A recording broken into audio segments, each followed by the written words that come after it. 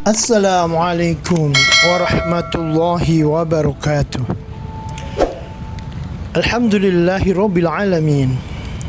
Assalatu wassalamu ala ashrafil anbiya'i wal mursalin nabiyuna wa maulana Muhammadin wa ala alihi wa ashabi ajma'in. Amma ba'd. Sahabat muslim, sahabat manusia suprarasional, ingat, sosok virus yang satu ini, mengapa Rasulullah SAW mengkhawatirkan sekali, bahkan lebih mengerikan daripada Dajjal? Karena virus-virus yang ada sekarang, baik itu corona, baik virus-virus yang lain, itu berbentuk. Tapi virus yang satu ini tidak ada bentuknya sama sekali, bahkan halus, tidak ada tanda-tanda lebih awal, langsung sudah terkena virus ini. Mengerikan.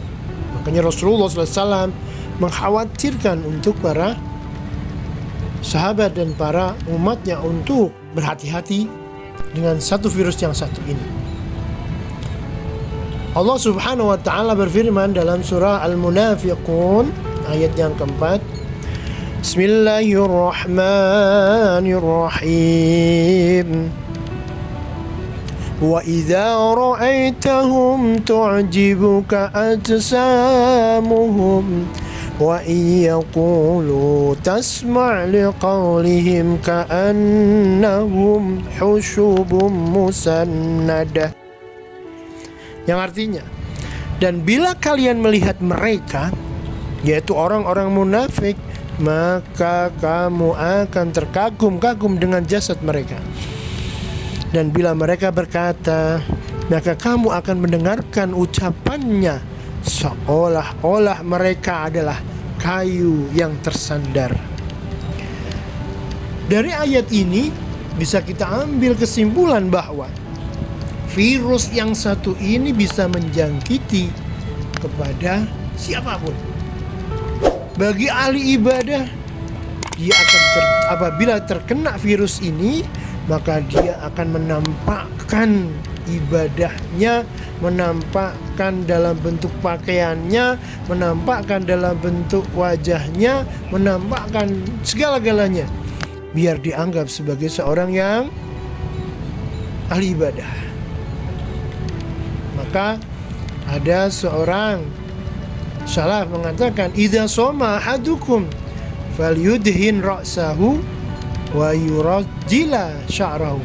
Apabila salah seorang di antara kalian berpuasa, hendaklah dia meminyai rambutnya dan menyisirnya, biar tidak terlalu kelihatan lusuh dan ataupun kelihatan letih, sehingga kita terkadang tidak mau menunjukkan kepada orang lain kalau kita sedang puasa, tapi ternyata ketika ada orang lain mengatakan, kamu kok terlihat lusuh sekali lagi puasa ya, hebat. Nah, pujian yang masuk ini yang mengakibatkan nanti niatnya berubah. Itu ahli ibadah. Bisa diambil kesimpulan lagi, apabila yang terkena virus ini adalah ahli dunia, maka dia akan memperlihatkan badannya, kulitnya yang bersih, lagi mulus, wajahnya yang tampan, yang cantik, yang glowing. Bahkan dia akan melengkapi aksesorisnya, yaitu dengan cara apapun yang dapat dia beli dipakai untuk menyombongkan dan membanggakan diri di hadapan orang lain. Kenapa? Menganggap dirinya ini paling kaya daripada orang lain. Maka orang-orang ini juga digolongkan dalam bentuk termasuk karakter orang-orang munafik, kata Rasulullah. Mengerikan ya. Ternyata virus yang satu ini tidak baik-baik, tidak menyerang kepada seseorang yang ahli ibadah saja atau ahli dunia saja. Keduanya akan terkena. Makanya lebih mengerikan. Rasulullah SAW juga bersabda, kulu washrabu wa tasaddaqu fi ghairi sarafin wala makhilatin innallaha yuhibbu ayyara athara ni'matihi ala abdi. Makan dan minumlah kalian dan bersedekahlah, namun jangan berlebih-lebihan dan sombong, karena Allah Subhanahu wa taala senang melihat tanda nikmatnya pada hambanya. Hadis riwayat Tirmidzi. Boleh kita makan, boleh kita bersedekah, boleh kita minum, tapi tidak boleh israf, berlebih-lebihan. Bahkan Rasulullah SAW juga mengecam kepada orang yang sudah terkena virus ini. Apa kata beliau? La yadkhulul jannata man fi qalbihi mithqalu dzarratin min kibr. Tidak akan masuk ke dalam surga orang yang di dalam hatinya masih ada sebesar biji zahrah kesombongan. Sungguh sangat mengerikan. Itu kalau dilihat dari bentuk tubuhnya. Sekarang kita tarik yang kedua, yaitu dalam ayat tadi disebutkan wa iyaqulu tasma' liqaulihim. Berarti bisa juga dalam bentuk tubuhnya sudah seperti itu, sekarang dalam bentuk ucapan. Ucapan pun apabila sudah terjangkit dengan virus ria ini, maka tidak bisa diblokade, baik itu ahludin ataupun ahli dunia. Bagi yang ahludin, maka dia akan memberikan nasihat-nasihat, akan memberikan mau'izah, menghafal dan menukil begitu banyak hadis dengan niatan agar dia itu dianggap orang yang luas ilmu. Dia dianggap sebagai ahli mau'izah, pemberi nasihat, atau ingin dianggap sebagai seorang ulama, kibarul asati, atau yang lainnya.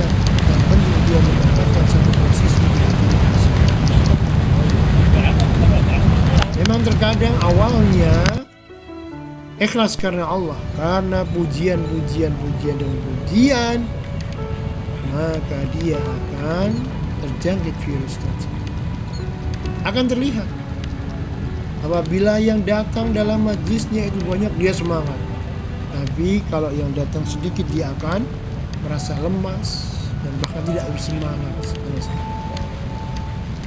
Dan bahkan apabila ada orang yang menegurnya, dia akan marah.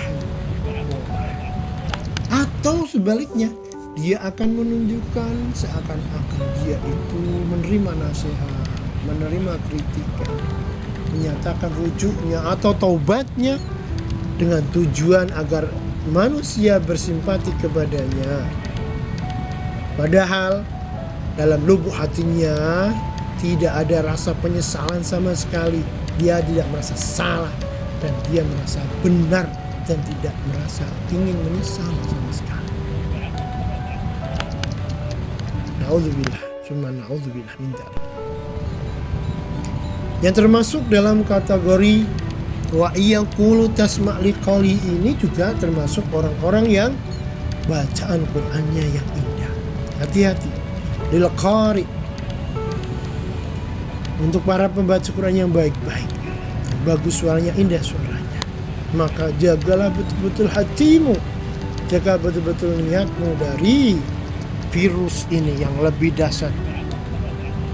Yang selanjutnya, yang termasuk orang-orang yang nanti akan terkena jangkitan ini juga, tasma' liqaulihim ka'annahu usubu musannada, ini adalah orang-orang ahli zikir. Dia kalau didekati seakan-akan bibirnya bergerak-gerak menyebut asma Allah, subhanallah, subhanallah, subhanallah. Tapi ketika manusia meninggalkannya, maka dia akan melamun, mengandai-andai atau berhayal dan sebagainya. Na'udzubillah min dzalik. jamaah dan sahabat muslim rahimakumullah, banyak juga yang akan terkena dampak dari virus ini. Siapa lagi mereka? Yaitu orang-orang yang kadang-kadang dalam pembicaraannya menggunakan istilah-istilah asing agar dipandang sebagai juga seorang yang intelek dalam berpendidikan yang tinggi. Sehingga bukan berarti untuk memberikan pencerahan kepada orang yang mendengarkan, malah kebalikannya. Dia menyombongkan dirinya dari ilmu-ilmu yang sudah dia pelajari. Ini sungguh sangat mengerikan sekali. Sekarang yang menampakkan dalam perbuatan. Jadi tadi sudah tubuh, sudah perkataan, sudah. Sekarang dalam bentuk perbuatan. Bagi ahli din, ahli ibadah, dia akan menampakkan perbuatannya itu seakan-akan ketika dia menjadi seorang imam di sebuah masjid, maka dia akan membaca yang panjang sekali dan berdirinya pun lama, rukunya lama, sujuudnya lama, karena ingin dipuji oleh orang lain, oleh jamaahnya. Tapi ketika dia sholat sendirian, wah, istilah Jawa seperti kinjeng cewek, cepat sekali, karena tidak ingin mendapatkan ridha Allah, tapi malah ingin mendapatkan pujian saja. Jadi mengerjakannya cepat. Atau bahkan